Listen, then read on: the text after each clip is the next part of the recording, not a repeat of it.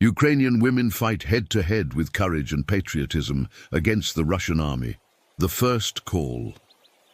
The first call never came as a trumpet, nor as a grand announcement from marble halls. It came in whispers that turned into cries, in footsteps running through the streets, in the trembling of windows as missiles struck the ground. It came as the sky turned black with smoke, as neighbors vanished into bunkers, as children clung to their mothers and fathers, carried bags too heavy for one pair of hands. It came in silence, in disbelief, in the moment when women who had been teachers, farmers, singers, doctors, mothers and daughters realized that waiting was no longer an option. For some, the first call was the sound of their own heart beating faster as they watched soldiers crossing the border, steel machines moving into towns they once walked barefoot as children. For others, it was the face of a child asleep in their arms, a child who would wake into a world already changed. For many, it was the memory of grandmothers who had once fought against invaders in a different time, their stories no longer just history, but prophecy. The call did not ask politely. It demanded, and it demanded not tomorrow, but now.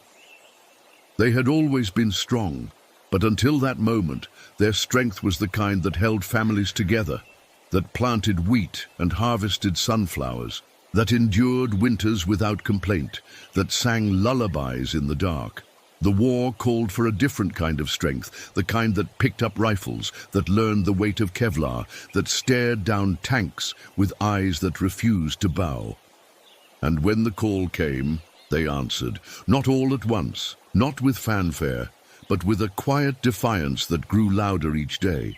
The first call reached them in kitchens, where pots still simmered, in schools where blackboards were half erased, in fields where tractors stood abandoned mid-row. Women put down bread dough and picked up rifles. They closed books and opened maps. They left crops unfinished, soil unturned, because the land itself was under threat. They did not march to war as soldiers who had been trained for years. They walked into it as women who understood that their very existence was now resistance. One woman remembered it as the day she saw her village church bombed into dust. She had been carrying candles to the altar, preparing for a service that would never come. When the roof collapsed, she ran outside, her hands shaking, her lungs filled with smoke. In that moment, the call rang inside her, not from bells that no longer existed, but from something deeper, the knowledge that silence would not protect her anymore. She joined a volunteer brigade that evening, her priest blessing her not with holy water, but with the words, "Defend what they tried to take." Another woman heard the call in the voice of her own mother, who said, "Go, do not let them take what I once fought for." Her mother had lived through another occupation, had seen men with foreign flags march through her streets decades earlier.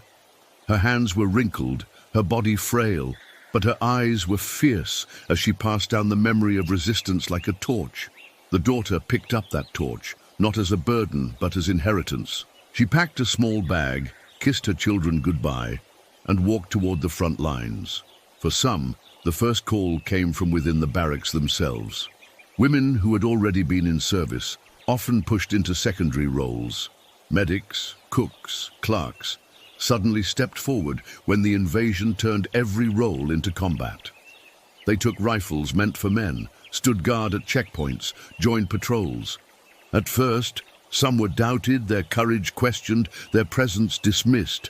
But when the shells fell and the bullets flew, it was not gender that mattered, but resolve. And their resolve was unbreakable. The call was not glamorous, it was not romantic, it was heavy, bitter, terrifying. It meant leaving children with grandparents, not knowing if they would return. It meant writing letters that might never be sent, sewing names into pockets so bodies could be identified if needed. It meant stepping into a reality where tomorrow was no longer guaranteed, where every sunrise was both gift and gamble. Yet still, they answered. The first call was also collective. Across villages and cities, women looked at one another with the same question in their eyes. If not us, then who? They formed networks overnight. weaving together resources, information, weapons, and care. Some fought directly on the front lines, rifles in hand, faces hardened by determination. Others built supply lines, delivered medicine, carried food to soldiers, hid families in basements. Each act was an answer to the same call: do not let them take what is ours. What made their response remarkable was not only courage but clarity.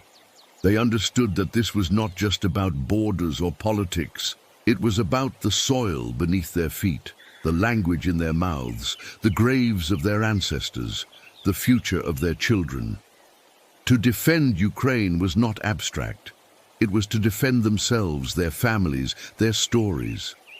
And so they rose, not because they believed they would not fall, but because falling without resistance was unthinkable. At night, when the shelling stopped briefly, some of them wrote in journals by candlelight. They wrote not of fear, but of resolve. One wrote, "Today I became a soldier. Tomorrow I may not live, but today I refuse to kneel."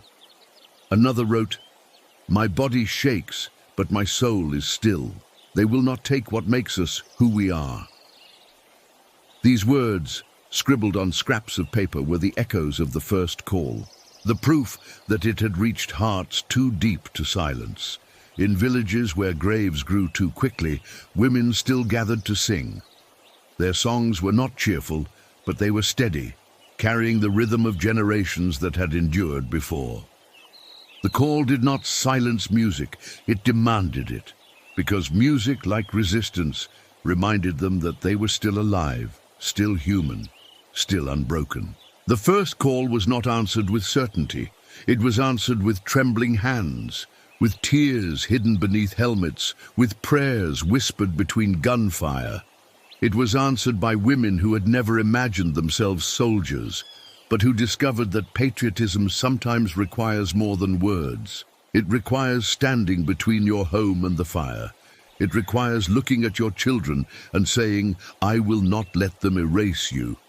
And so the daughters of Ukraine stood, rifles in hand, hearts on fire, their bodies fragile, but their resolve stronger than steel.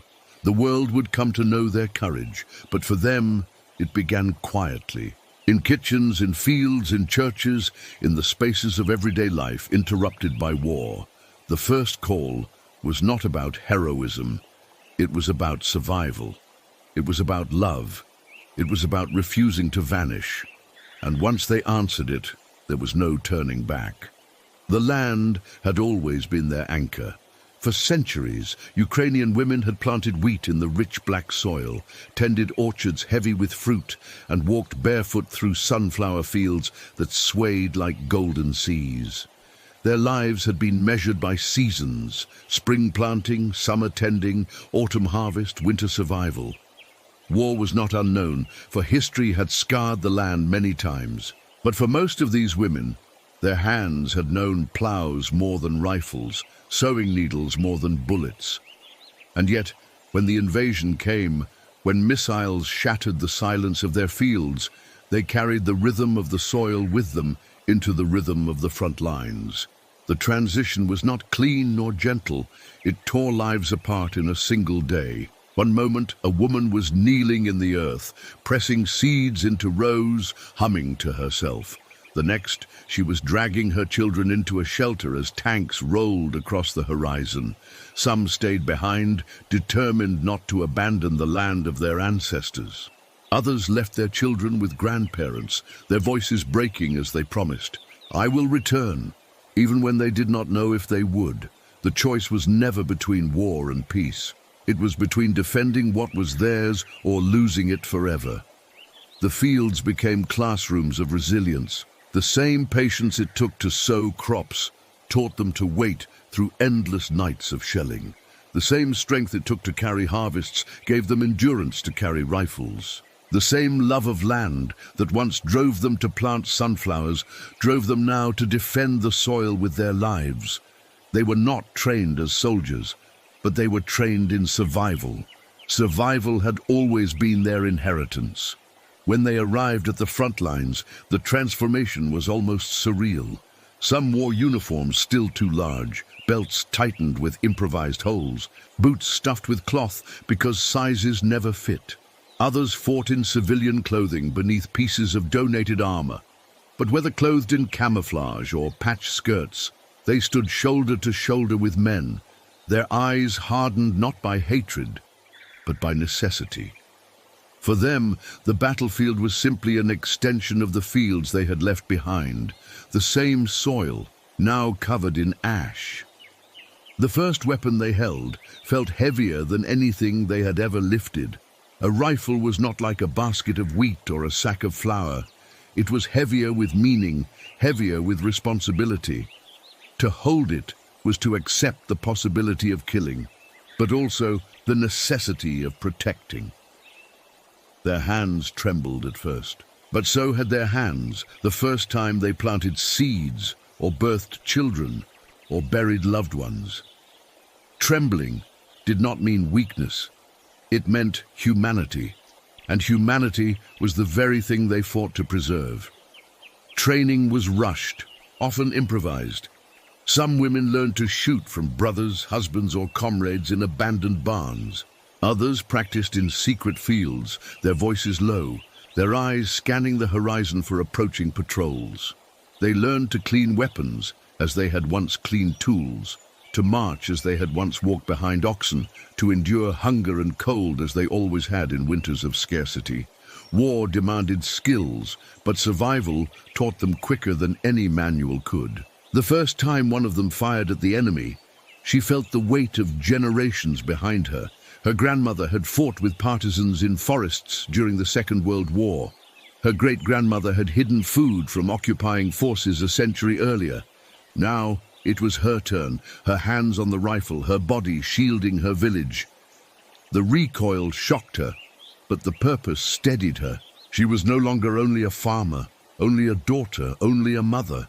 She was now a defender. The front lines were not far away. In many cases, they cut directly through villages, splitting streets into occupied and free. Women who had walked to markets now walked to trenches. Fields where wheat once grew became fields where bodies fell. Sunflower stalks were crushed under tanks, orchards burned, wells poisoned, and yet, even in that devastation, the women carried memory with them. They carried seeds in their pockets, small reminders of the fields they had left. Some swore that if they died, sunflowers would grow from their bodies, rising defiantly from the soil as a symbol of resistance. Life at the front was stripped down to essentials: food, water, shelter, survival. But even there, the women found ways to carry fragments of the fields with them. They braided their hair with threads of yellow and blue. They embroidered patches of cloth with traditional patterns, tucking them inside their jackets like secret prayers.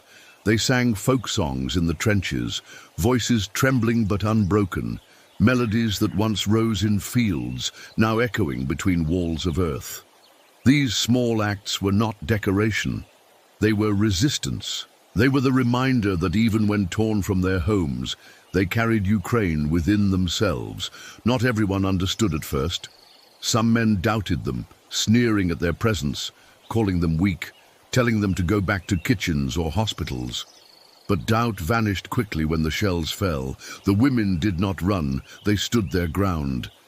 They pulled wounded men from fire, carried rifles when others dropped them, shielded comrades with their own bodies. By the time the smoke cleared, no one questioned their place anymore. They had earned it not through words, but through endurance. In quiet moments, they still thought of their fields. They remembered the smell of wheat in summer, the way the earth clung to their fingers, the laughter of children chasing each other between rows of sunflowers. These memories hurt, but they also healed. They reminded them what they fought for, not only survival, but return. Return to the soil, to the life that war tried to erase.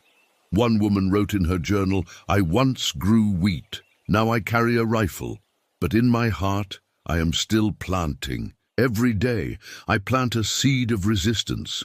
One day it will grow." Her words became a kind of prayer for the others. Each bullet fired, each trench dug, each night endured was not just destruction. It was planting for the future, a future where their children could once again walk through fields without fear. From fields to front lines, their journey was brutal, but it was not the end of them. It was the transformation of them. They had always carried strength, patience, and love for the land. Now they carried weapons too. The world would come to know them as fighters, but they never forgot they were first and always daughters of the soil. And one day, when peace returned, they vowed they would return to the fields, not as victims of war, but as survivors who had defended it with everything they had.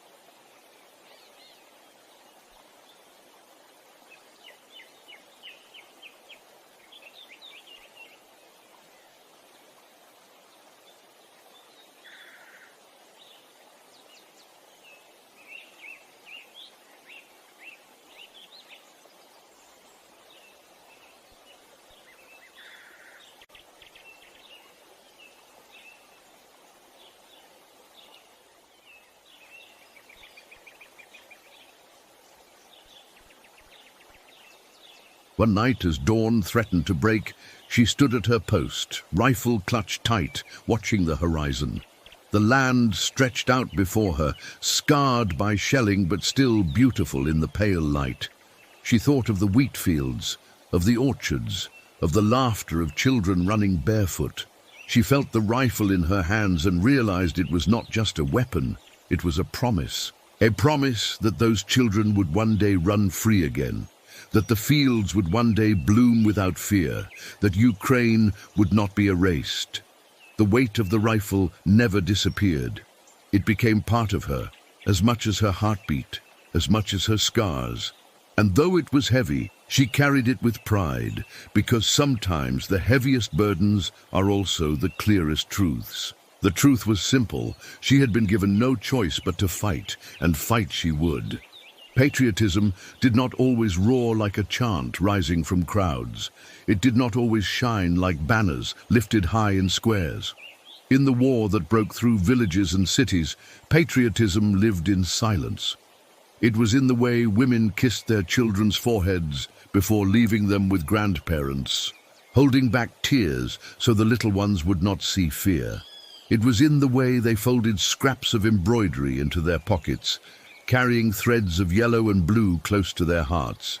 It was in the way they stood in front of homes, arms crossed, eyes steady, refusing to move even when armored vehicles approached. The silence was louder than speeches. In silence, women carried buckets of water from broken wells to the wounded in cellars. In silence, they baked bread with the last handfuls of flour, cutting pieces into smaller and smaller slices so that no child would go without.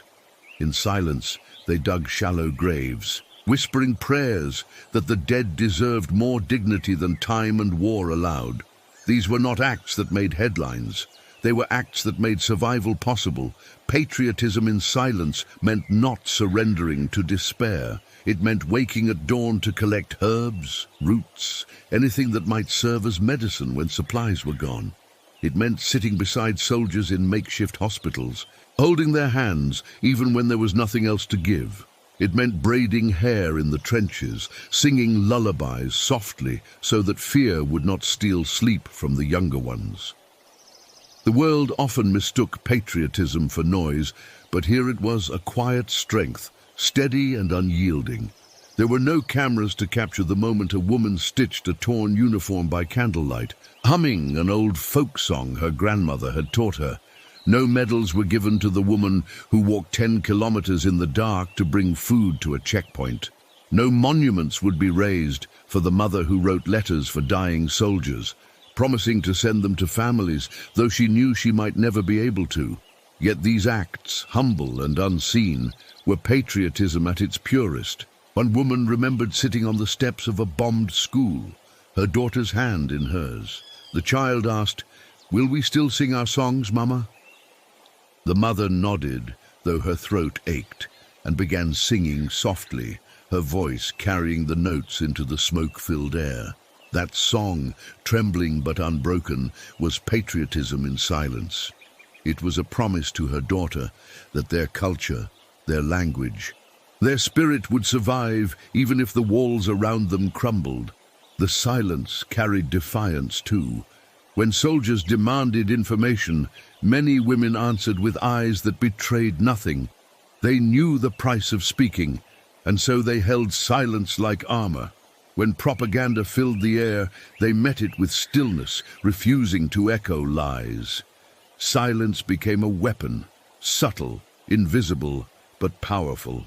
To refuse to speak what the enemy demanded was to declare loyalty without words.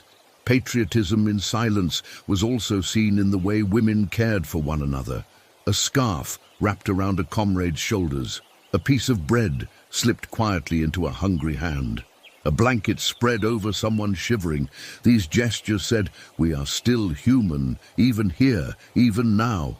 They reminded each other that they were not just soldiers, not just victims, but daughters, sisters, mothers, friends. In caring for one another, they carried Ukraine itself.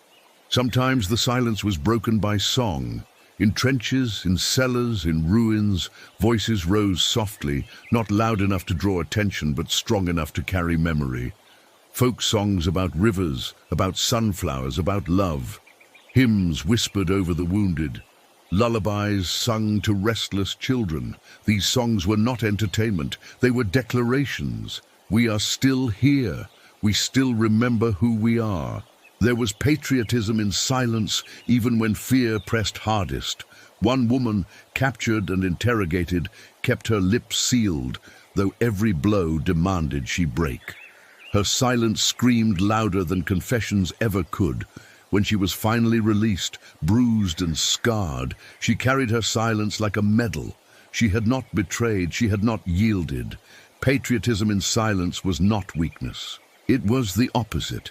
It required a discipline stronger than shouting, a courage deeper than battle cries. It was easy to yell in crowds. It was harder to keep faith alone, in cellars, in ruins, in the dark. It was harder to endure hunger without complaint, to stitch wounds without recognition, to sing softly when bombs thundered above. And yet, this was the patriotism that kept the spirit of Ukraine alive. Years later, when stories were written, historians would note battles won, cities defended, treaties signed. But the daughters of Ukraine knew the truth. The war was also won in silence. It was won in kitchens where mothers refused to stop cooking, in barns where daughters hid neighbors, in trenches where women whispered courage into each other's ears. It was won in the small, unshaken acts of loyalty that never needed to be shouted to be real. Because patriotism was not only in flags raised high, it was in scars carried quietly, it was in bread shared silently, it was in songs whispered in the dark. It was in silence that endured louder than the guns, and in that silence Ukraine survived. The first time she put on the uniform, it felt like wearing someone else's skin. The fabric was coarse, the sleeves too long, the shoulders too wide, the boots so heavy they clapped against the ground like iron hammers. It smelled of dust, of oil, of sweat from bodies that had worn it before her. It did not fit, and it was not meant to. It had been designed for men, stitched in factories with patterns that did not imagine the curves of women, the smaller frames, the softer lines. Yet when she buttoned it up, when she pulled the belt tight and laced the boots high, she understood that the fit mattered less than the meaning. This was not comfort. This was commitment. The uniform was more than clothing. It was a declaration. I am here. I am part of this fight. I belong on this ground. The seams dug into her skin, the collar rubbed raw against her neck, but she endured. For every place the uniform failed to fit her body, she made it fit her spirit. She rolled sleeves, tightened straps, cut fabric where it trapped her movements. She learned to move within it, to bend it to her shape, to make what had not been designed for her become her own. At first, some laughed. Men smirked at the way the trousers sagged or how the jacket looked oversized, but she ignored them. She knew that once the shelling began, no one would care how the uniform looked. They would care only that she could run, fight, survive. And she could. The uniform did not need to fit perfectly to carry her forward. It needed only to stand between her skin and the fire. The fabric bore witness to her transformation. Each stain, each tear, each patch told a story. The mud from trenches clung stubbornly no matter how many times she washed it. The blood, sometimes hers, sometimes not, soaked into the threads, impossible to scrub out. The smoke of fires lingered in the fibers, a smell that even rain could not erase. The uniform aged quickly, wearing thin in places, seams fraying, but she refused to discard it. Every mark upon it was part of her journey. There was a strange comfort in the weight of the uniform. It was heavy, yes, but it was also grounding. When she pulled it on in the morning, she felt the weight settle on her shoulders like a mantle. It reminded her that she was no longer just one person, fragile and alone. She was part of something larger, something collective. The uniform connected her to every other soldier, every other woman and man standing on the same soil, carrying the same fight. It was a bond stitched not with thread but with sacrifice. At night, when she stripped it off and lay in whatever shelter she found, she sometimes touched the fabric folded beside her. Without it, she felt almost naked, exposed, as though the scars beneath her skin had been laid bare. The uniform had become armor, not only against bullets but against despair. It gave her a sense of belonging in a world determined to scatter her people. In time, she began to notice how other women wore their uniforms. Some tied ribbons inside their jackets, hidden from view but close to their hearts. Others embroidered small patterns into collars or cuffs, tiny bursts of color in defiance of gray. A sunflower stitched at the hem, a strip of blue thread running through a seam. They were acts of reclamation, of making the uniform theirs. It had not been designed for them, but they would shape it with memory, with culture, with love. The uniform also carried irony. It was meant to conceal, to make soldiers look the same, indistinguishable in camouflage. Yet for women, it revealed difference. The men wore their uniforms as natural extensions of themselves. For women, the ill fit was a constant reminder of how they were seen, outsiders, intruders in spaces not made for them. But instead of shrinking under that reminder, they rose. They carried the contradiction proudly.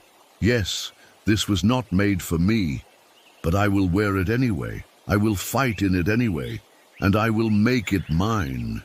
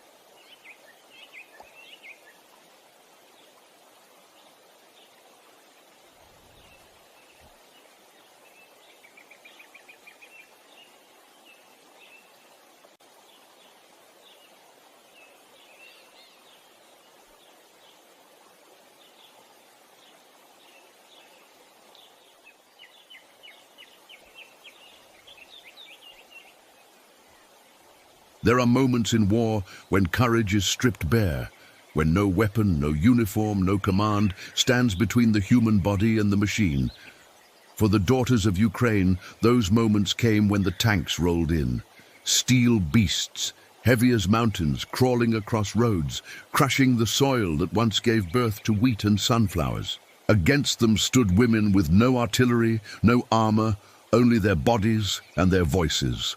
And yet they did not step aside. They stood in the middle of streets, in village squares, in fields where engines thundered, and they raised their hands.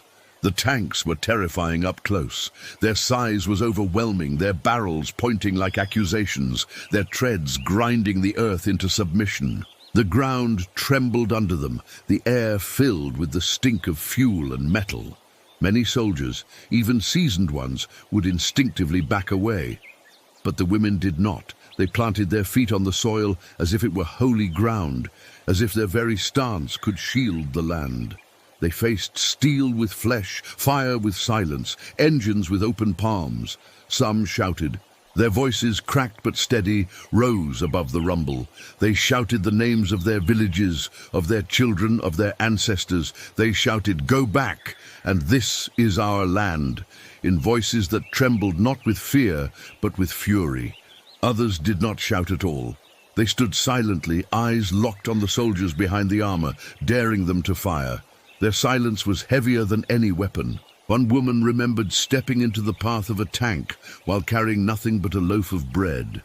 She had been on her way to deliver it to neighbors hiding in a cellar when she saw the convoy approaching. Without thinking, she set the bread down, walked into the center of the road and raised her arms. The tank halted, its engine roaring like an angry animal. For a long moment time froze, steel against flesh, destruction against defiance. Then the tank swerved, grinding into the ditch rather than crushing her. She bent down, picked up the bread, and continued walking. To her, it was not heroism, it was necessity. But to those who saw, it became legend. Another time, in a small town, dozens of women gathered to block a road. They linked arms, forming a human chain, their bodies trembling but unbroken. The tank stopped. Soldiers shouted at them, threatened them, even fired into the air. But the women did not move. They stood shoulder to shoulder, their linked arms stronger than steel. They knew they could be crushed in an instant, but they also knew that surrendering the road meant surrendering their town. And so they stood until the tanks turned away. Facing tanks with bare hands was not only physical, it was symbolic. It meant refusing to accept that power belongs only to those with weapons. It meant showing that courage can stand taller than machines. It meant proving that the spirit of a people cannot be crushed by treads, no matter how heavy. The women knew the risks. They knew they might be killed, that their bodies might be left broken on the roads. But they also knew that every moment of defiance was a seed planted in the soil of memory. At night, when they returned to their shelters, their hands still shook. They did not pretend to be fearless. They held one another, cried quietly, prayed for strength. But when morning came and the tanks returned, so did they. Courage was not the absence of fear, it was the decision to stand despite it. The image of women facing tanks spread across the world. Photographs captured them, scarves blowing in the wind, coats pulled tight, faces etched with determination. The world called them heroes, symbols, warriors of peace. But to themselves, they were simply mothers, daughters, sisters who refused to move aside. They were not seeking glory. They were seeking survival, dignity, the right to exist on their own land. There was one woman, an elderly grandmother, who walked out with only a cane. She struck the side of a tank with it, shouting, "You will not take this from us." The soldiers inside laughed nervously, unsure whether to fear or mock her. But her act, small and defiant, echoed across generations. Her grandchildren would later tell the story. Our babushka struck a tank with her cane and did not flinch. That cane, raised against steel, became as mighty as any rifle. Facing tanks with bare hands did not always end in victory. Sometimes the women were dragged away, beaten, imprisoned. Some never returned, but even in those moments, their defiance carried power. Their bravery was witnessed, their silence was remembered. Their courage lived on in the ones who remained. For every woman taken, another stepped forward. For every voice silenced, another rose. The tanks kept coming, but so did the women. And each time flesh met steel, the world saw something that no weapon could erase. The spirit of Ukraine embodied in its daughters. A spirit that refused to bow, refused to vanish, refused to surrender. Because courage is not measured by the size of the weapon in your hand. It is measured by the strength of the heart that faces it empty. And in that measure, the daughters of Ukraine were heavier than any tank. War tried to silence them.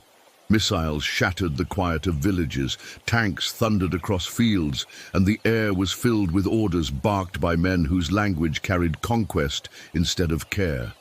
Yet through the rubble and smoke, another sound rose, softer, older, more enduring. It was the sound of women singing.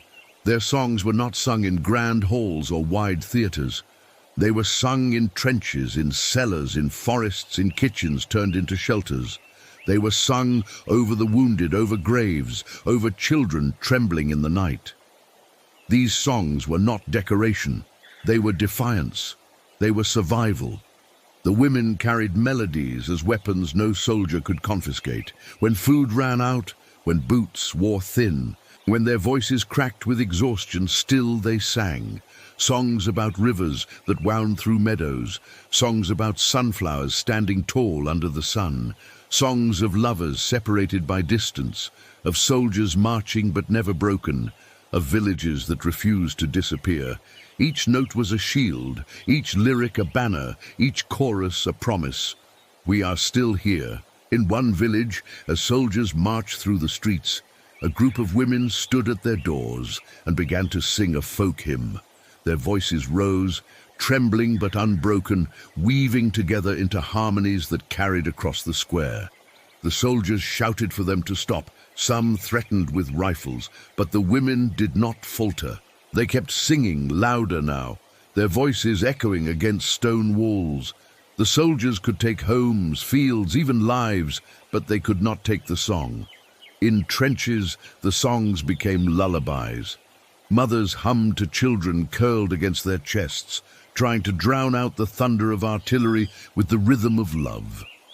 Young women sang to each other as they tried to sleep. Melodies soft as whispers, reminders that they were not alone. Sometimes, even in the darkest hours, a chorus would rise among them, voices joining until the night air itself carried their defiance. Those who heard swore that for a moment The bombs grew quieter, as if the sky itself bowed to their resilience. Songs were not only for comfort, they were also for resistance. Some carried coded messages, lyrics twisted to speak of freedom and defiance, while sounding like ordinary folk tunes. A melody hummed in passing could tell villagers where to hide, which road was safe when soldiers were near. To sing was to communicate, to resist surveillance, to remind each other that even under occupation their voices carried power. There was one woman, a teacher before the war, who gathered children in a cellar and taught them songs each night. She knew their schools were gone, their lessons interrupted, their futures uncertain. But through song, she taught them memory. She taught them the language of their ancestors, the stories of their land, the hope of tomorrow. The children sang softly, their voices thin but steady, and in that cellar they carried a nation's spirit forward. Not all songs were gentle, some were fierce, raw with anger. Women stood at barricades, their voices sharp as blades, shouting chants that turned grief into fury.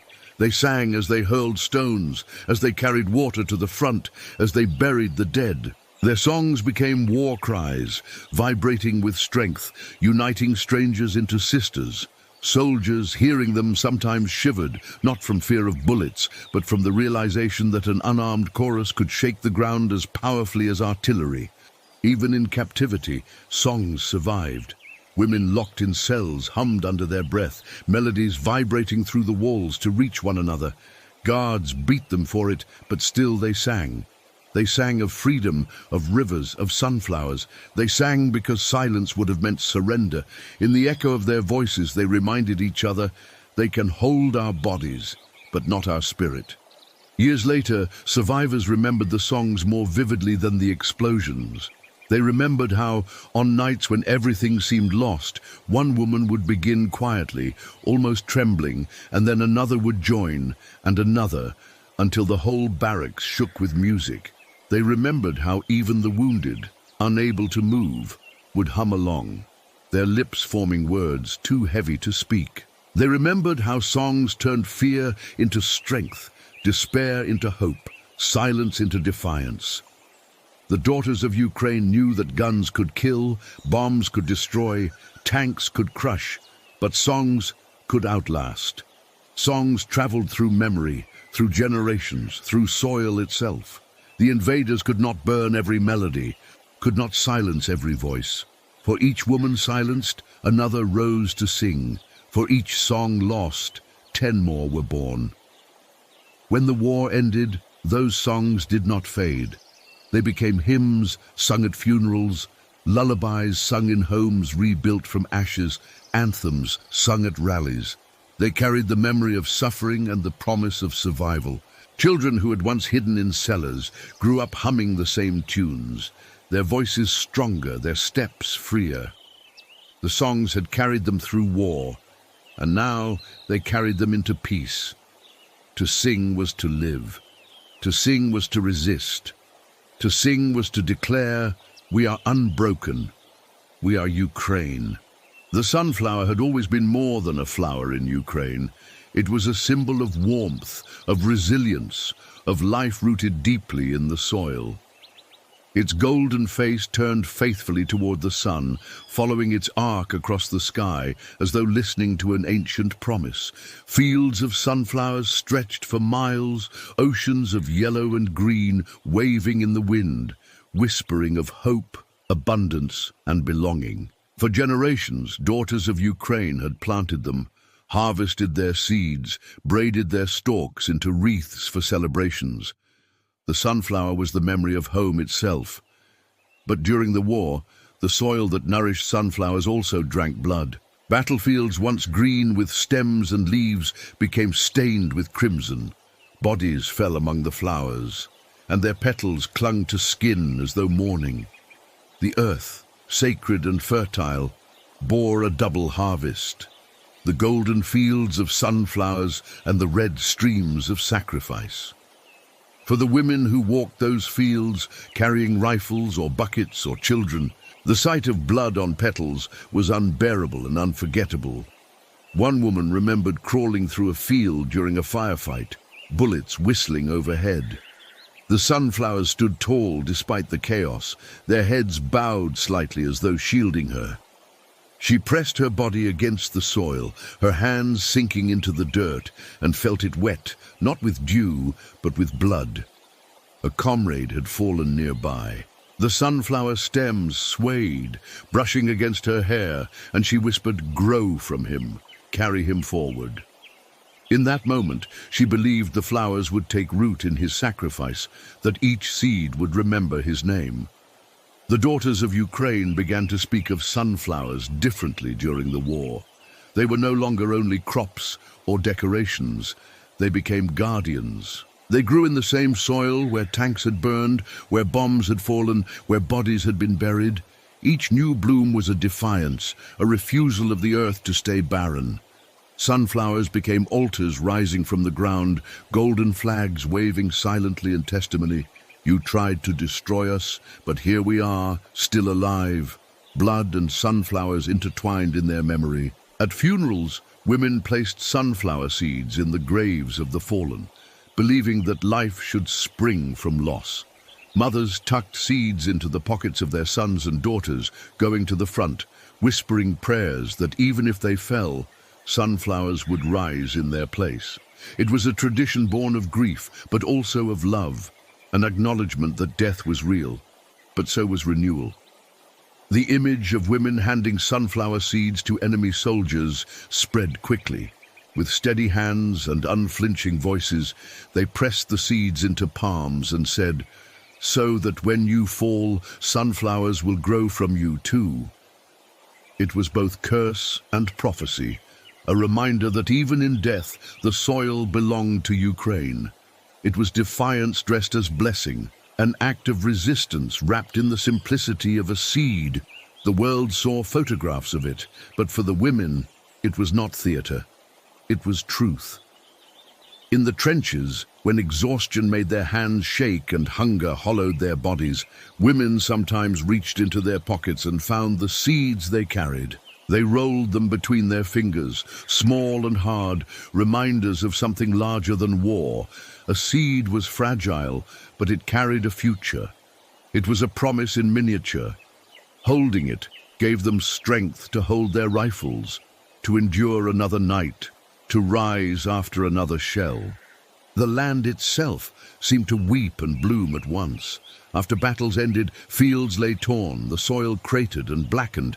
Yet weeks later, sunflowers pushed through the destruction, their stalks thin but determined, their heads golden against the grey.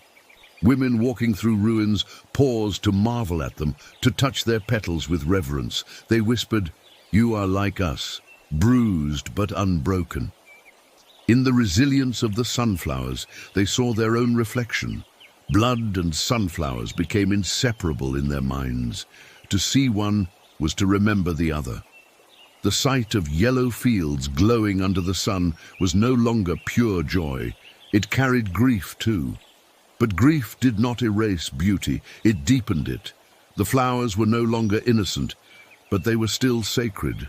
They held within them the paradox of survival. Pain and hope woven together, loss and life growing side by side. Years later, when the war would be remembered in books and monuments, historians would write of battles and treaties, of victories and losses.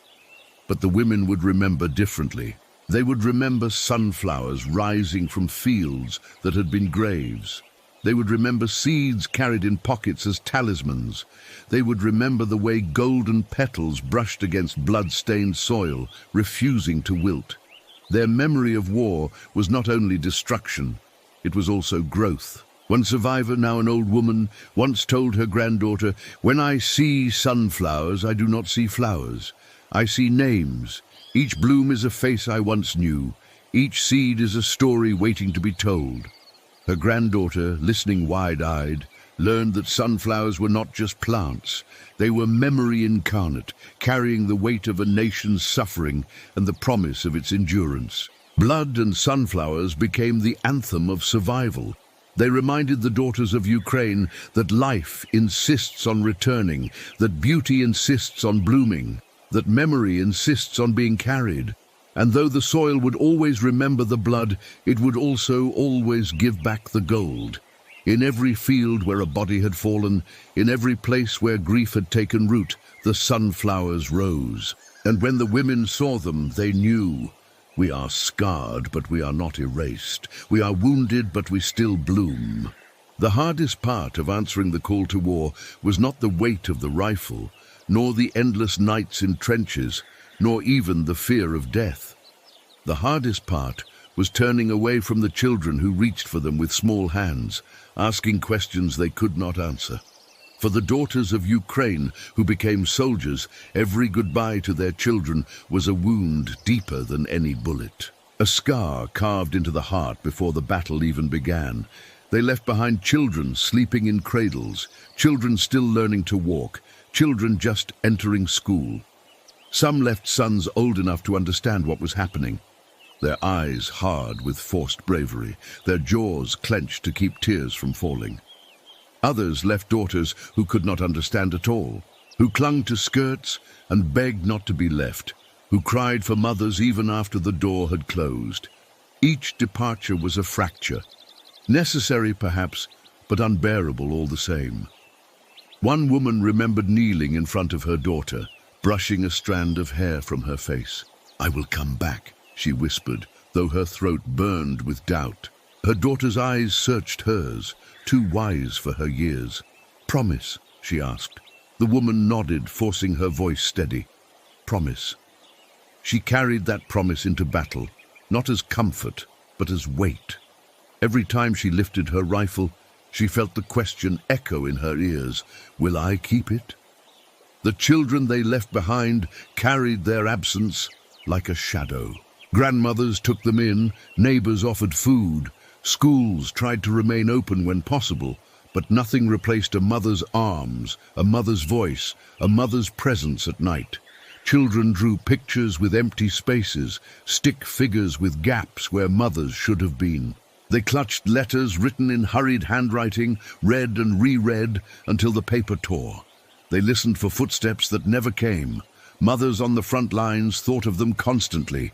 In trenches between gunfire, they closed their eyes and saw faces pressed against windows, waiting.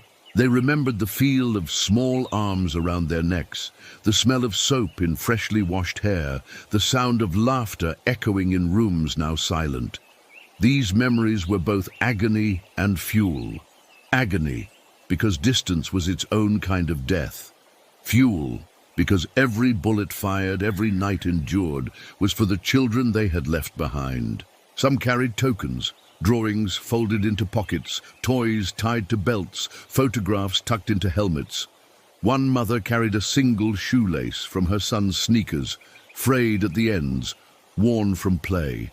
She touched it whenever fear threatened to overwhelm her, whispering his name like a prayer. Another carried her daughter's stuffed animal, a rabbit missing one ear hidden in her pack. These tokens were more than comfort. They were anchors, keeping them tied to the life they fought to protect. The children, too, became part of the resistance. They wrote letters with shaky handwriting, sending words of love and hope to the front. They painted pictures of sunflowers and skies, mailing them with the belief that their drawings could shield their mothers from harm. Some stood in lines at humanitarian centers, holding bags heavier than their small frames, repeating to themselves, "Mama is fighting for us. I must be strong for her." Their courage was quiet but immense. The women spoke rarely of their guilt, but it pressed on them daily. The guilt of not being there to soothe nightmares, of missing birthdays, of hearing through letters how their children grew taller without them. Some felt guilt sharper still. Guilt for surviving when other mothers did not. Guilt for fighting while their children learned to call another woman's arms home. They carried this guilt alongside their rifles, heavy but unshakable. The women spoke rarely of their guilt, but it pressed on them daily. The guilt of not being there to soothe nightmares, of missing birthdays, of hearing through letters how their children grew taller without them. Some felt guilt sharper still, guilt for surviving when other mothers did not, guilt for fighting while their children learned to call another woman's arms home. They carried this guilt alongside their rifles, heavy but unshakable. Yet they also knew their children were the reason they fought. They fought so that those children would not grow up under the shadow of occupation. They fought so that their language, their songs, their future would not be erased. They fought so that one day when peace returned, they could look into their children's eyes and say, "I stood for you. I carried this so you would not have to." Some reunions happened sooner than expected. A soldier returning from the front for a brief leave found her son taller, his voice deeper, his manner more reserved. She hugged him fiercely, trying to memorize every detail, knowing she would have to leave again. Others returned only to graves, their children lost to bombs before their arms could shield them. Those losses carved wounds deeper than war itself. And then there were those who never returned at all. Their children grew up with stories instead of memories, photographs instead of touch. Yet even in absence, the mothers left a legacy. They became myths, legends whispered at bedtime. Your mama was brave. Your mama stood in front of tanks. Your mama carried Ukraine on her back. The children they left behind carried not only grief, but pride. Years later, when peace crept back into the land, those children remembered. They remembered nights without mothers, days of waiting, letters folded like treasures. They remembered the women who chose to fight rather than yield, who carried scars so their children could carry hope. And though their childhoods were scarred, they grew into adults who understood courage more deeply than most. The children they left behind became the seeds of the future, seeds watered with tears, planted in grief, but destined to bloom with resilience. They carried forward the songs their mothers had sung, the traditions their mothers had defended, the love their mothers had given even in absence. The daughters of Ukraine had left them not only scars, but also strength, because leaving was not abandonment. Leaving was protection. And though their children wept in the silence of nights, though their mothers wept in the silence of trenches, the bond between them never broke. It stretched across distance, across fear, across war. It endured. The children they left behind grew up knowing this truth. Love is not only in presence, love is also in sacrifice. And their mothers had sacrificed everything, not because they wished to leave, but because they wished their children to stay, free, alive, unbroken. The battlefield was not the only place where scars were born. Some women carried scars carved not by bullets or shrapnel, but by captivity. To be captured was to step into a different kind of war, one waged not with weapons, but with humiliation, silence, and the slow erosion of dignity. And yet even there, in the darkest cells and hidden camps, the daughters of Ukraine carried within them a defiance that could not be broken. The moment of capture was always chaos. A skirmish lost, a patrol surrounded, a village raided. The women were dragged by force, their hands bound, their eyes blindfolded.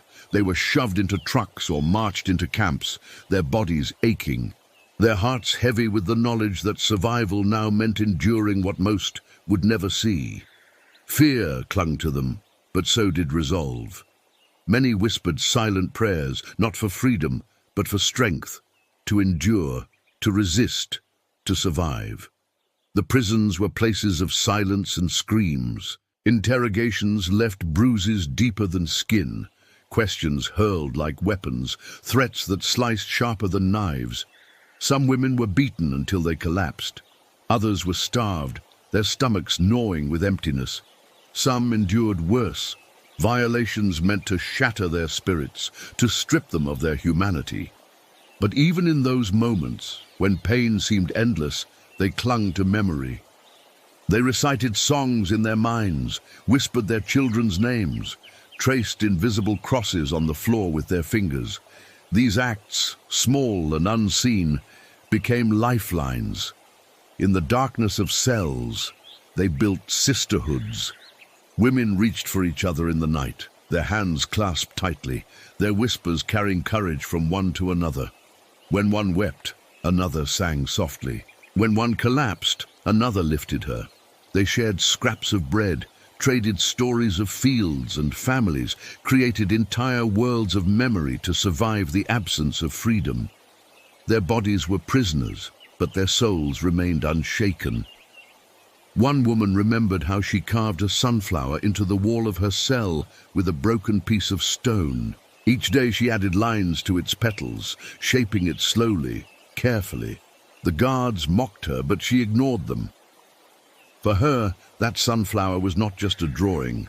It was proof that beauty could grow even in captivity, that hope could take root even in darkness. When she was finally freed, she left the sunflower unfinished, a gift for the next woman who would be thrown into that same cell. The return was never simple. When women were released through prisoner exchanges, through escapes, through the mercy of luck, they did not return as they had been. They returned thinner, scarred, older than their years. Their eyes carried shadows that no one could erase. Their voices broke when silence stretched too long. Families embraced them with joy, yet also with hesitation, as if afraid of the pain they had carried back. Some could not speak of what they endured, the words caught in their throats, too heavy to release. They carried their stories in their bodies instead. Flinches at sudden noises, sleepless nights, scars hidden beneath sleeves. Others spoke openly, their testimony sharp and unflinching, determined that the world would know what captivity had meant. Both silences and voices were valid. Both were survival. The women who returned often felt they carried two battles, the battle of the front lines and the battle of reintegration. The world wanted heroes, but they felt only human, fragile, fractured, still bleeding inside. They struggled to embrace children who seemed suddenly older, to laugh in rooms that felt too bright, to rest in beds that felt too soft. Their bodies were free, but freedom itself felt foreign. And yet they carried something else too, a power deeper than before. They had faced the worst of what humanity could inflict, and they had not been erased. They had walked through humiliation and returned standing. They had seen the abyss and brought back light.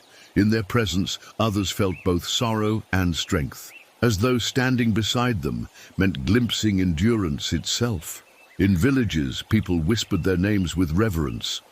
She was captured. She returned. They became living testaments, reminders that even captivity could not conquer the daughters of Ukraine. Children listened wide-eyed to their stories, learning that strength was not in avoiding suffering, but in surviving it with dignity intact. One woman, asked how she endured, replied simply, "I remembered who I was. They wanted me to forget, but I refused." Her words became a mantra for others, carried into barracks and classrooms, written on walls and in journals. They reminded everyone that identity is stronger than chains, that memory is stronger than violence, that the spirit cannot be captured even when the body is. The scars of captivity never fully faded. They lived in nightmares, in sudden silences, in the tremor of hands. But they also lived in resilience, in the courage to speak, in the ability to smile again, however faintly. These scars became flags of survival, proof that even in cages, the heart of Ukraine beat unbroken. The women captured, the women returned. Each one was a story of pain, yes, but also of defiance. They were not erased by their suffering. They were etched into history by it. And when they walked again through their villages, when they lifted their children into their arms, when they stood in the sun after years of darkness, they carried with them a truth the world could not ignore. You can capture a body, but you cannot capture a soul that refuses to kneel. The body is an archive. Every wound that heals leaves behind a line, a ridge, a faint shadow etched into skin. For the daughters of Ukraine, these scars became more than reminders of pain. They became banners, silent flags carried upon their bodies, signals to the world that they had survived what was meant to erase them. They did not wave in the wind, nor hang from poles, but they were seen in the curve of an arm, the glimpse of a collarbone, the tremor in a hand. And each scar, visible or invisible, declared the same truth. We endured. At first, scars were hidden. Women rolled down sleeves, buttoned jackets high, wrapped scarves tight. The world already saw them as fragile, already doubted their place in battle. To reveal scars felt like revealing weakness. Yet slowly, something changed. They began to see that scars were not shame. They were testimony. Each one carried a story, and though those stories were painful, they were also proof.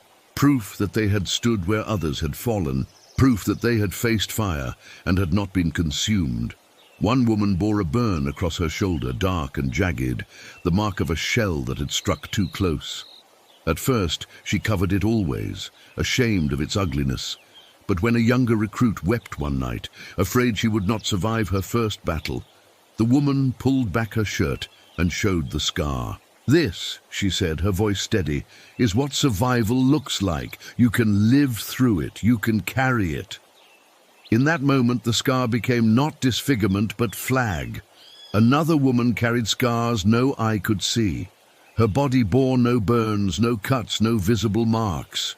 But inside her, memories carved wounds sharper than knives, the nights in captivity, the sound of children crying in basements, the weight of promises broken by death.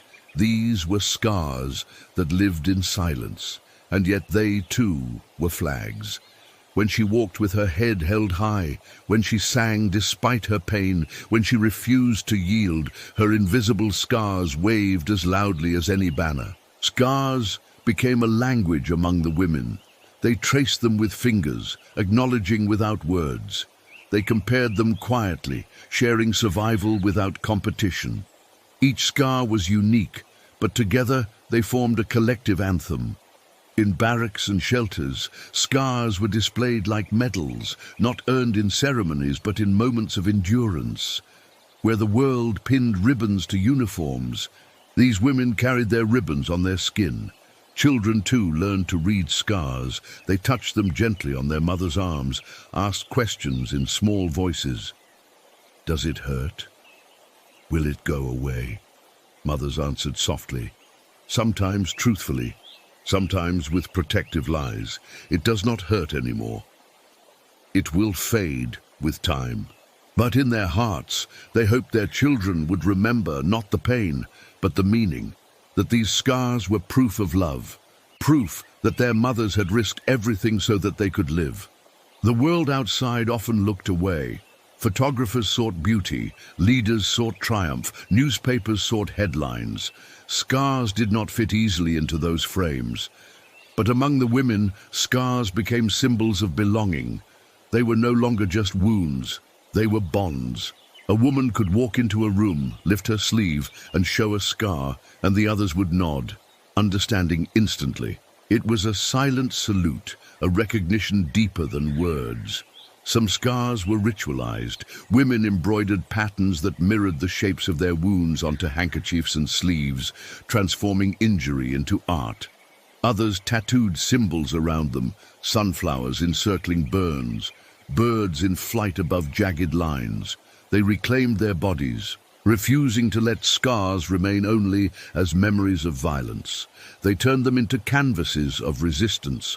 Scars also carried collective meaning.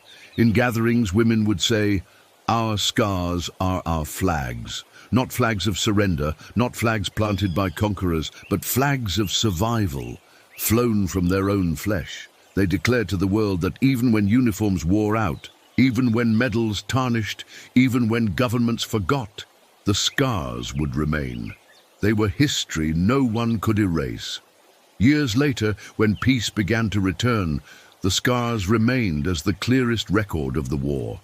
Villages were rebuilt, rubble cleared, fields planted again, but bodies still carried the lines of fire and silence. The women wore them openly now, no longer ashamed. They walked through markets, through schools, through festivals, their scars visible as emblems. Children pointed, strangers whispered, but they no longer bowed their heads. Instead, they lifted them higher. One survivor, speaking to a crowd of students, rolled up her sleeve to reveal the deep mark across her arm. "This," she said, her voice steady, "is my flag. It is not pretty, but it is true. It tells you I fought, I suffered, I lived, and because I lived, you can stand here free." Her words rang louder than anthems, her scar brighter than any banner.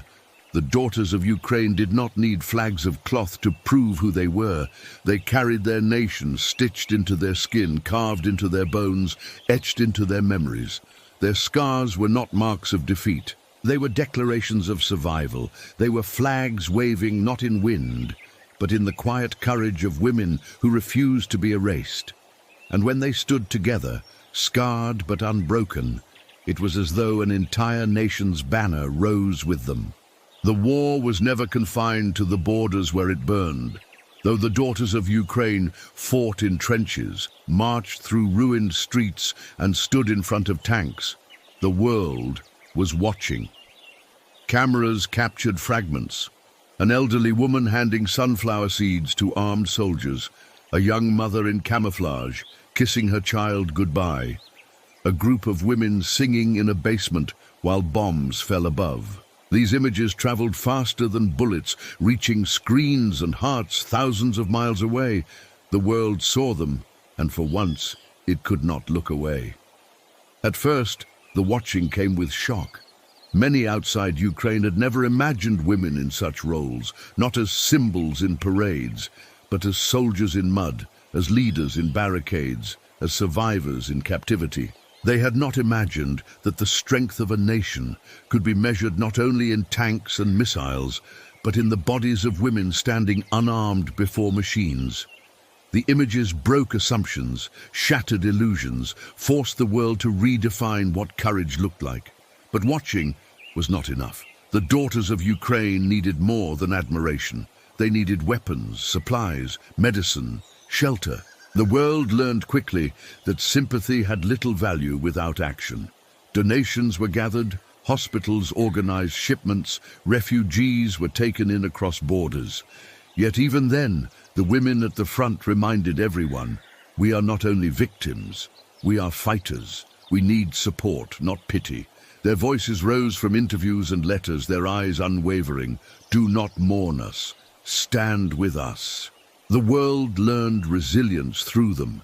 In cities far away, where daily life continued as normal, people watched women cooking bread in bombed-out kitchens, teaching children in underground stations, carrying rifles larger than their frames. These images unsettled the comfortable, awakening the question, what would I do if my land were invaded?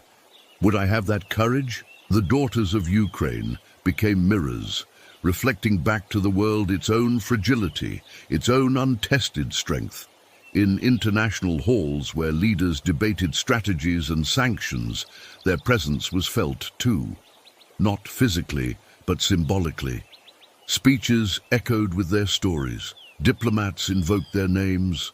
Protesters carried posters with their faces. They became part of the language of resistance, even for those who had never set foot on Ukrainian soil. The world was learning not from generals or presidents, but from women who held rifles in one hand and children's photographs in the other. Not all lessons were comfortable. The world also learned its own indifference, its slowness, its double standards. Some countries hesitated, weighing politics over people, offering words when weapons were needed. And in that hesitation, women died.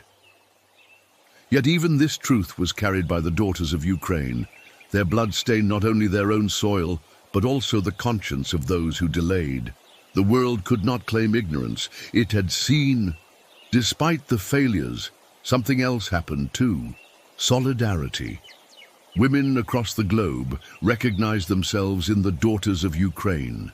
Mothers in distant countries wrote letters of support saying, "Your children are our children too." Women in other conflict zones raised their voices saying, "We see you, we know your scars, because we carry ours too." Activists organized vigils, artists painted murals, singers recorded songs.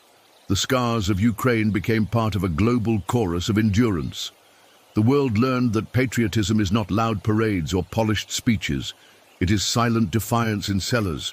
It is bread baked in scarcity. It is songs whispered under rubble. It is women refusing to move from roads when tanks advance. These lessons cut deeper than politics. They touch the essence of humanity. In a time when nations argued and alliances shifted, the daughters of Ukraine reminded the world what courage meant, stripped of ceremony. They also taught the world about scars.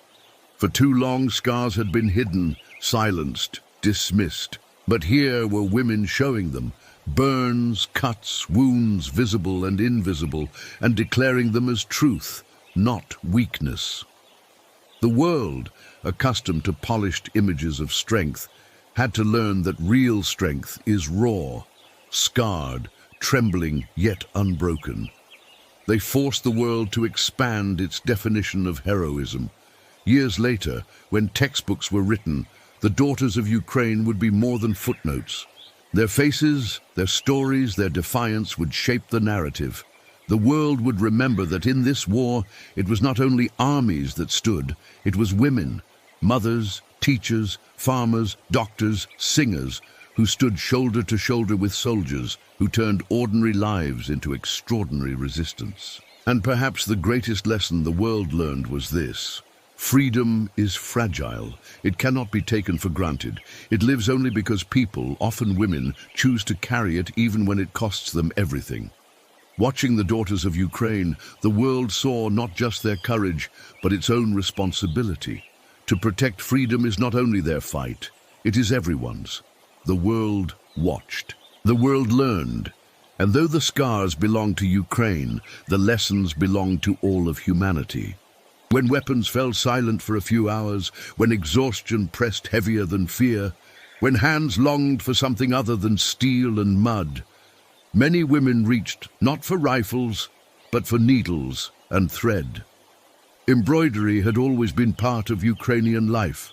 Woven into shirts, scarves, tablecloths, wedding dresses, it carried stories older than memory itself, patterns that spoke of family, of villages, of blessings stitched into fabric so that no one would forget. And in war, it became something else, a quiet act of defiance, a way of weaving memory into cloth when history itself was under attack. The daughters of Ukraine carried embroidery kits in their packs, tucked alongside bullets and bread. Scraps of thread in yellow, blue and red were as precious as rations. In trenches, in shelters, in exile camps, they pulled out small pieces of cloth and stitched by candlelight. Each stitch was a breath, a way to steady trembling hands, a way to create instead of destroy. The patterns were not random. They were messages, prayers, flags disguised as flowers.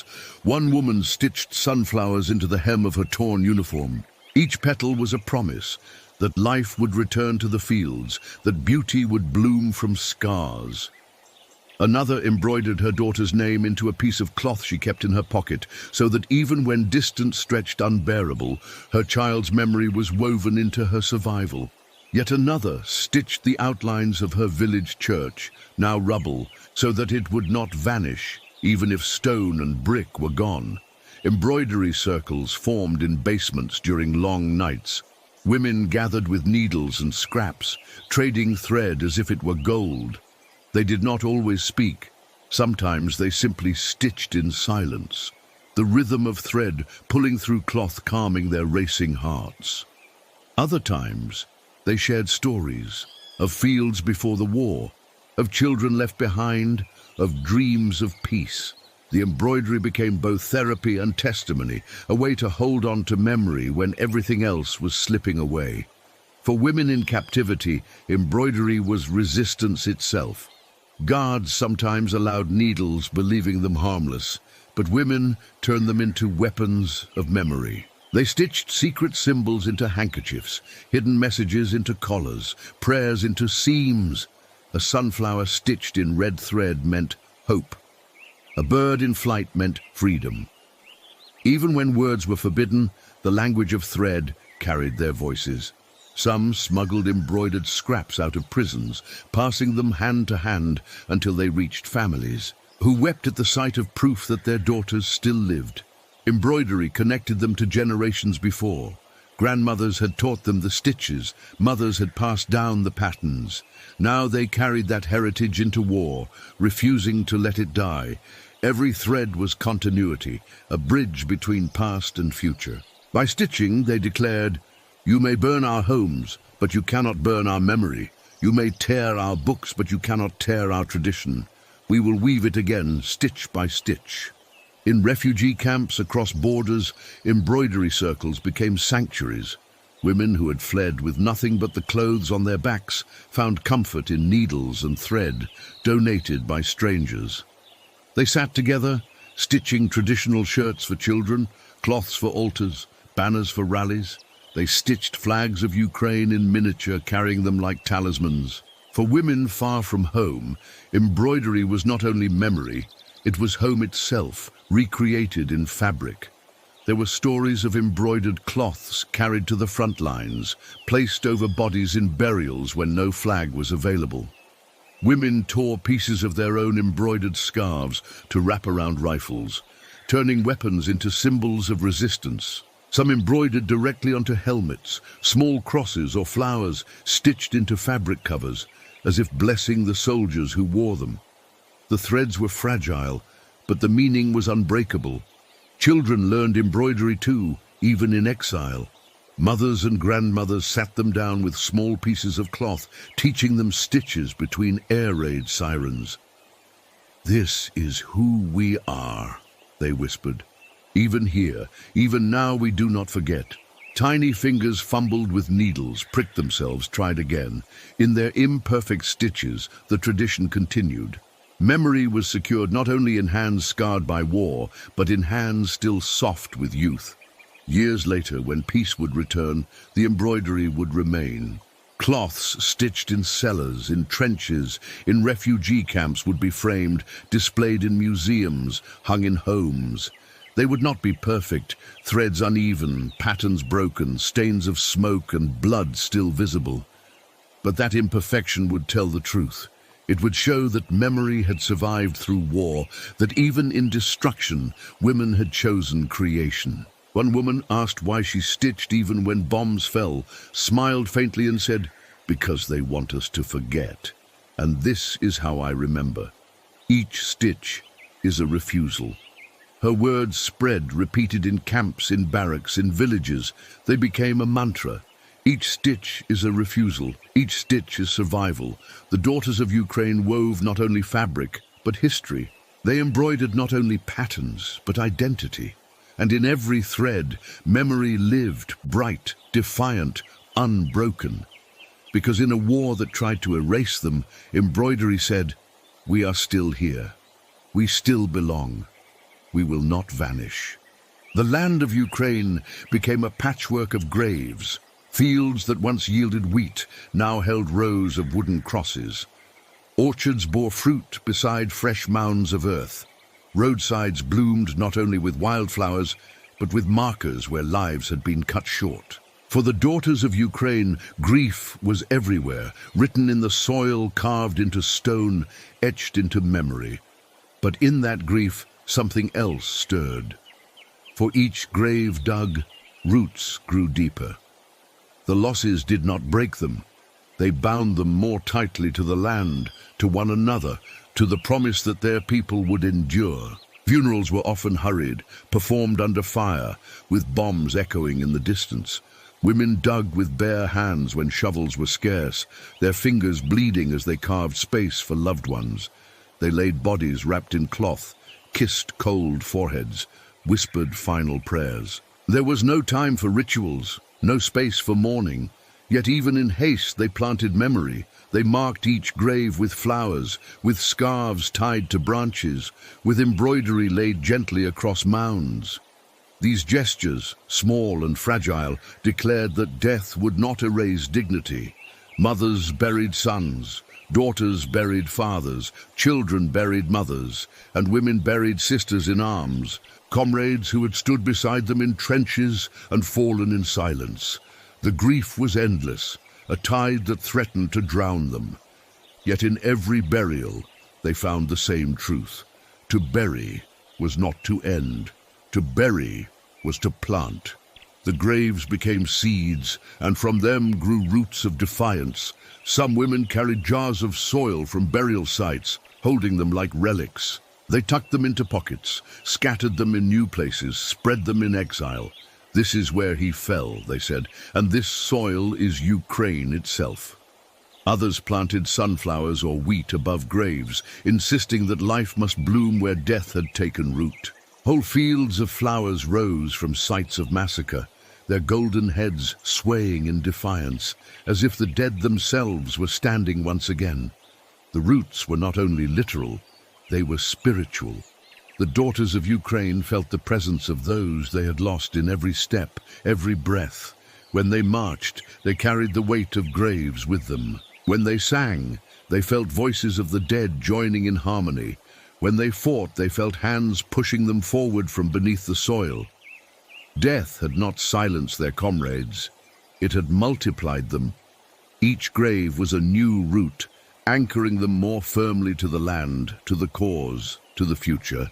One woman remembered her grandmother telling her, "When someone you love is buried, they do not leave you. They become the ground you walk on. They hold you up with their roots." During the war, she understood those words fully for the first time. Each grave she passed was not only loss, but also strength. She stepped on the soil with reverence, whispering thanks to those who now lived beneath it, supporting her from below. Graves became gathering places.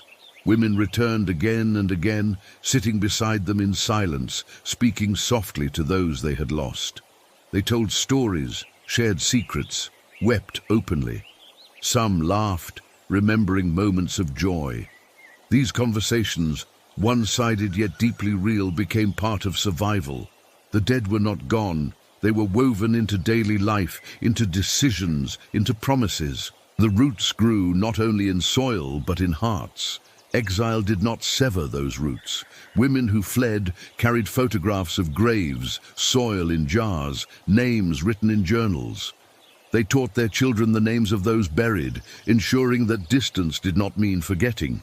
In refugee camps, they planted small gardens, each flower a remembrance of someone left behind. Roots stretched across borders, carrying memory into new lands, anchoring them even when far from home. The roots also became a form of defiance. Invaders tried to erase cemeteries, to destroy markers, to flatten graves. But women returned, again and again, rebuilding what was destroyed, planting flowers where stones had been torn away. "You cannot erase them," they said. "Even if you burn the markers, their roots are deeper than your fire." Each act of restoration was a declaration that memory could not be killed. Children learned from this too. They walked with their mothers and grandmothers to graves, placing flowers, lighting candles. They traced names carved into wood or stone, whispering them aloud so they would not be forgotten. In their small hands, the act of remembrance became inheritance. They grew up rooted in grief, yes, but also in strength. For them, death was not only loss, it was legacy. Years later, when the war would finally fade into history, the graves would remain. They would dot the land like constellations of sacrifice, each one a star fallen to earth.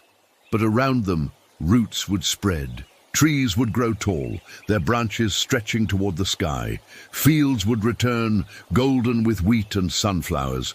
Villages would rebuild, their walls carrying scars, but also laughter.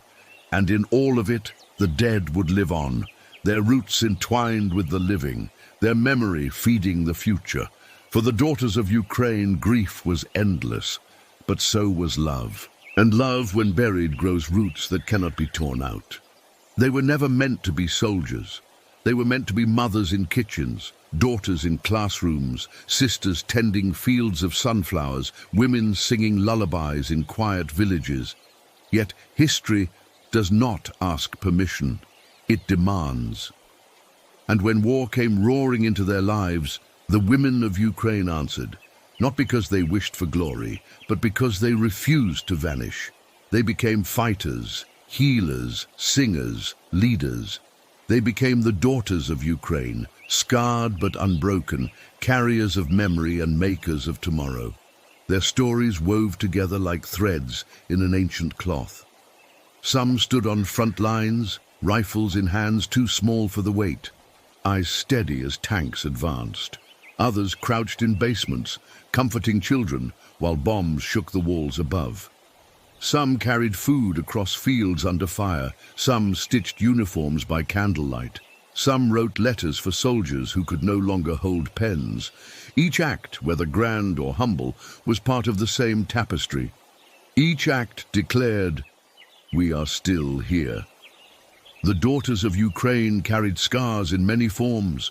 Some bore burns across their skin, jagged reminders of explosions survived. Others carried bullet wounds that healed but never vanished.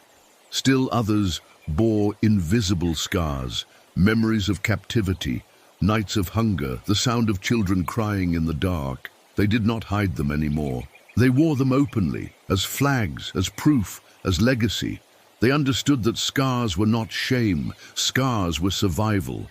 They also carried songs, songs whispered in trenches, hummed in captivity, shouted in protest, songs of rivers, of sunflowers, of freedom. Their voices, trembling but unbroken, became weapons sharper than steel, spreading across the world, reminding even distant hearts that courage is not quiet, even when sung softly. The songs survived because the daughters of Ukraine sang them into being, refusing to let silence claim their heritage.